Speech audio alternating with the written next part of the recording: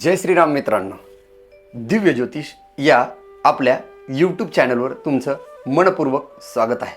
मित्रांनो, कन्या राशीच्या लोकांसाठी मे 2026 हा महिना खूप मोठा बदल घेऊन येणार आहे. या महिन्यात करिअरमध्ये मोठी संधी, अचानक धनलाभ आणि एका व्यक्तीमुळे आयुष्यात टर्निंग पॉईंट येऊ शकतो.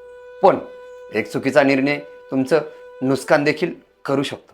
म्हणूनच हा व्हिडिओ शेवटपर्यंत नक्की बघा, कारण शेवटी मी असा एक उपाय सांगणार आहे जो तुमचं या महिन्यातील नक्की नशीब बदलवू शकतो. मे 2026 मध्ये कन्या राशीच्या लोकांना एक असा संकेत मिळणार आहे जो ओळखला तर यश, नाही तर नक्कीच नुकसान या महिन्यामध्ये कन्या राशीवाल्यांना बघायला भेटणार आहे. चला तर मग सर्वात महत्त्वाचं, या महिन्यामध्ये कन्या राशीवाल्यांची ग्रहस्थिती कशी असणार आहे. मे 2026 मध्ये बुध ग्रह तुमचा स्वामी असल्यामुळे तुमची बुद्धिमत्ता आणि निर्णय क्षमता वाढेल.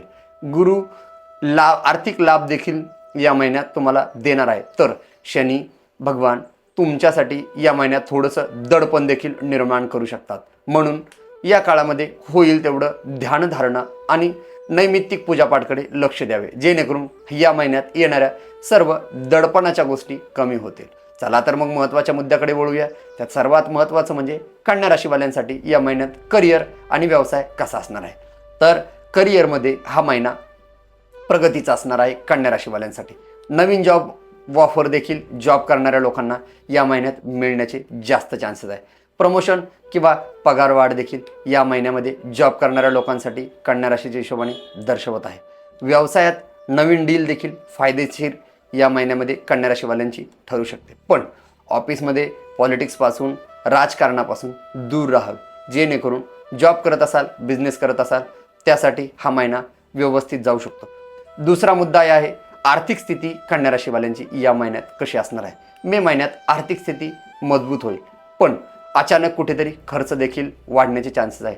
अचानक पैसा देखील येण्याचे चान्सेस कन्या राशीवाल्यांना या महिन्यामध्ये दर्शवत आहे. या महिन्यात कुठेतरी गुंतवणुकीचा प्लॅन करत असाल तर तो आपल्यासाठी फायदेशीर राहण्याचे देखील चान्सेस आहे.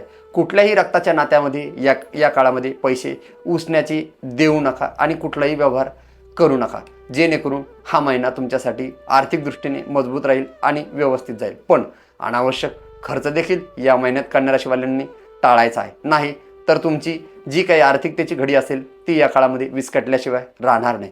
प्रेम आणि वैवाहिक जीवनासाठी हा कन्या राशींसाठी कसा महिना असणार आहे. प्रेम जीवनात थोडी सावधगिरी अवश्य आहे.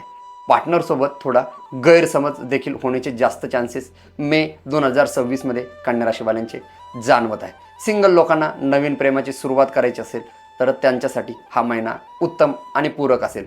पण त्यामध्ये एक दुसऱ्यांमध्ये संवाद व्यवस्थित ठेवावा, नाही तर नवीन जुटलेले नाते या महिन्यात बिघडण्याचे चान्सेस देखील जास्त आहे.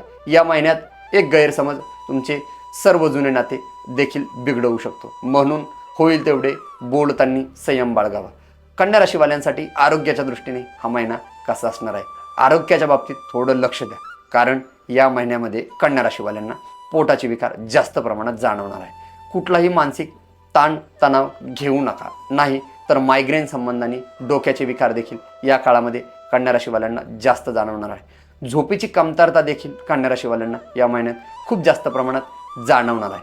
त्यासाठी योग आणि ध्यानधारणेकडे खूप जास्त लक्ष द्या, जेणेकरून आरोग्याच्या संबंधाने येणाऱ्या सर्व तक्रारी कमी होतील. शास्त्राने काही महत्त्वाच्या सावधानी देखील या महिन्यात कन्या राशीवाल्यांना दिलेल्या आहे.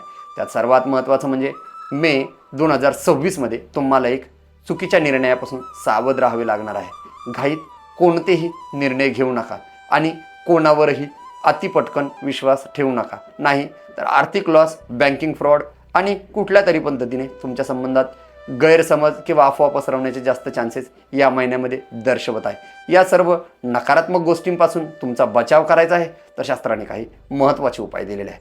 त्यात सर्वात महत्त्वाचा उपाय म्हणजे जर तुम्हाला मे 2026 मध्ये यश आणि शांती हवी असेल तर नक्की हा एकच उपाय करा, जेणेकरून तुमचा हा महिना सर्व बाजूने सुख, समृद्धी आणि ऐश्वर्याचा जाईल. बुधवारी गणपती भगवानची पूजा करावी आणि दुर्वाचा नैवेद्य दाखवावा. दुसरा उपाय दिलेला आहे ओम बूम बुधाय नमः. आणि तिसरा उपाय दिलेला आहे, हिरव्या वस्तूचे दान करा, जेणेकरून या उपायाने तुमचे नक्कीच या महिन्यात नशीब बदलू शकते. आजच्यासाठी एवढेच. भेटूया उद्याच्या व्हिडिओत, पुढच्या व्हिडिओत, नवीन राशीसाठी आणि नवीन माहितीसाठी. जय श्रीराम.